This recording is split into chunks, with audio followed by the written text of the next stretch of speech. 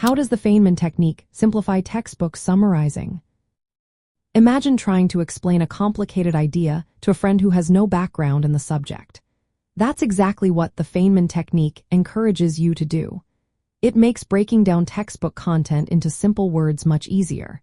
The process starts by picking a specific concept from your textbook and writing down everything you already know about it. This helps you see what you understand and what you need to learn more about. Then, you explain the idea as if you are teaching a 12-year-old or someone with no prior knowledge. Using simple language and avoiding jargon forces you to truly understand the core of the concept. If you get stuck or realize your explanation isn't clear, you go back to the textbook or other sources to fill in those gaps. Afterward, you rewrite your explanation, making it even simpler and clearer. Sometimes, you can add analogies or examples to make it more relatable. This process turns dense textbook information into a straightforward summary that's easy to remember. When you use the Feynman technique, you're not just passively reading or copying notes. Instead, you actively process the information, which helps you remember it better.